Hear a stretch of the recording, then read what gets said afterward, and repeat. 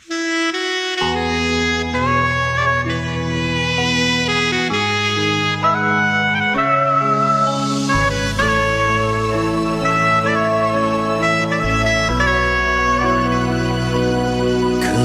វភៅ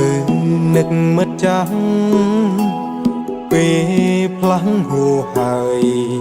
នៃសោតែក្តីនឹកនេះគ្មានស្បើយអោមិត្តអើយនៅចាំទេនឹកដល់វេលាយើងធ្លាប់ស៊ីត្រើយឆ្លុះប្រកែកព្រោះតែរឿងគេខោក្បាលគ្នាលេកាងកាយលហើយរាល់ថ្ងៃអោមិត្តអើយទៅណាខ្ញុំសោកកាក្នុងចិត្តខ្លាំងណាស់នឹកដល់ពេលចាំ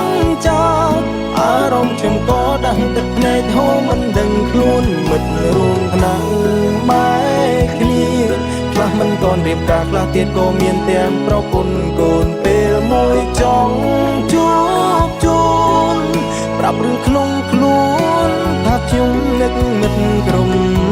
គ្នា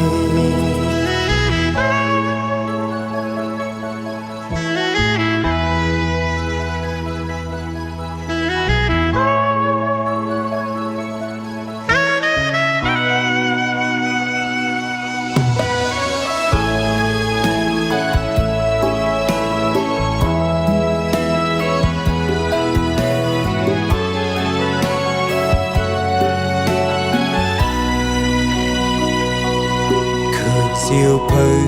នឹកមិត្តចាំពេលផ្លាំងហួហើយនៃសោតែក្តីនឹកនេះគ្មានស្បើយអោមិត្តអើយនៅចាំទេនឹកដល់វេលាយើងធ្លាប់ស៊ីត្រើយឆ្លុះប្រកែកព្រោះតែរឿងគេខោក្បាលគ្នាលេកាងកាយលហើយរាល់ថ្ងៃអោមិត្តអើយទៅណាខ្ញុំសោកកាក្នុងចិត្តខ្លាំងណាស់នឹកដល់ពេលចាំអារម្មណ៍ខ្ញុំក៏ដាស់ទឹកភ្នែកហូរមិនដឹងខ្លួនមិត្តរួមថ្នាក់បែកគ្នាខ្លះមិនទាន់រៀបការខ្លះទៀតក៏មានទាំងប្រពន្ធកូនពេលមួយចង់ជួបជុំប្រាប់រឿងក្នុងខ្លួនថាខ្ញុំនឹកមិត្តក្រុមគ្នាអោមិត្តអើយទៅណាខ្ញុំសោកកាក្នុងចិត្តខ្លាំងណាស់នឹកដល់ពេលចាំ